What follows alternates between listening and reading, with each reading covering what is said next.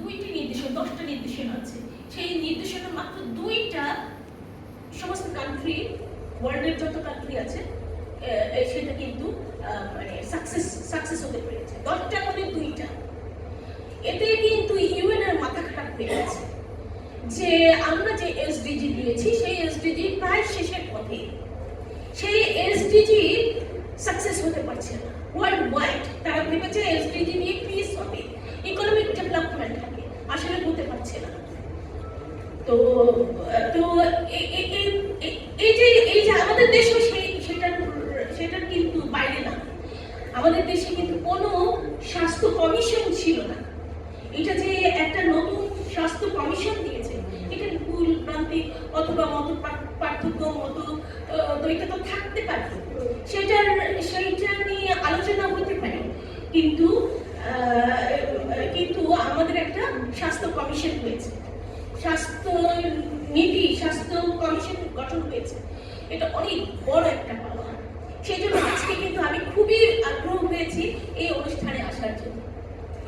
তো আমরা এবং এই যে স্বাস্থ্যের বিষয়ে প্রত্যেকটা প্রফেসর বেনুরা এবং ডক্টর শামীম ওনারা কিন্তু উল্লেখ করেছেন যে প্রত্যেকটা সেক্টরকে কিন্তু চিন্তা করতে হবে এককভাবে।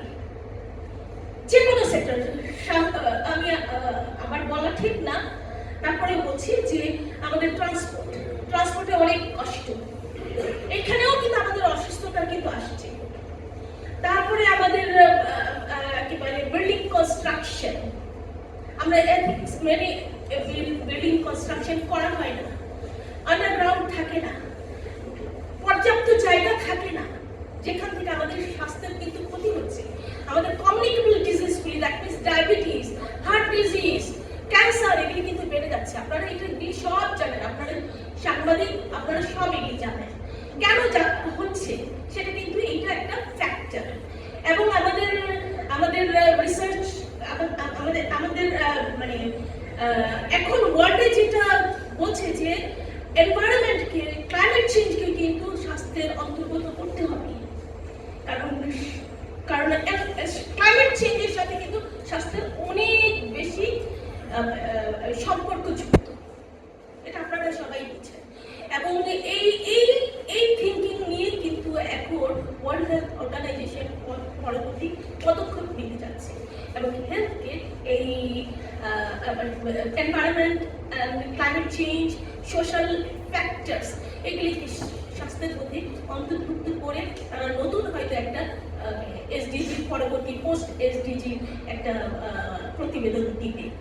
আমি বেশি কথা বলবো না, অনেকেই আছেন এখানে, আরো সুন্দর সুন্দর কথা বলবেন, আমি এইটুকুনি এখানে শেষ করছি। ধন্যবাদ। আমরা জানি স্বাস্থ্য শুধু ডাক্তার না, এর সাথে ব্যবস্থাপনা আছে, ব্যবস্থাপনার সঙ্গে জড়িত মানুষ, যে মানুষগুলো দক্ষ হতে হবে, এই দক্ষ হতে গেলে তাদের এডুকেশনের একটা ব্যাপার আছে, এর কোয়ালিটিগুলো মেনটেন করতে হবে, সমস্ত কিছু মিলে এগুলো কিভাবে চলবে অর্থায়ন একটা বড় ব্যাপার।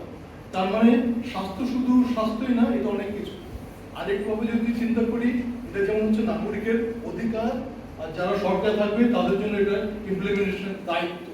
সুতরাং আমি মনে করি এই জিনিসটাকে এগিয়ে নেওয়ার জন্য আপনার সাংবাদিক ভাইরা প্রচন্ড বড় একটা ভূমিকা রাখতে পারে, কারণ একটা ইমপ্লিমেন্টারি ফোর্স হিসাবে যে আমরা যে ইন্টারিম গভর্নমেন্ট যে কমিশনগুলো, রিপোর্টগুলো তৈরি করছে, ইনফ্যাক্ট তৈরি করার জন্য তো না, এটার জন্য আমরা ইমপ্লিমেন্টেশন যেতে পারি। সুতরাং যা আমার বক্তারা বলেছেন, 3টা পরিচয় ভাগ করে এখনই যা করতে পারে সেটা করে আমাদের বসাতে হবে, পরবর্তীগুলোর জন্য দ্রুত প্ল্যান করে যেতে হবে।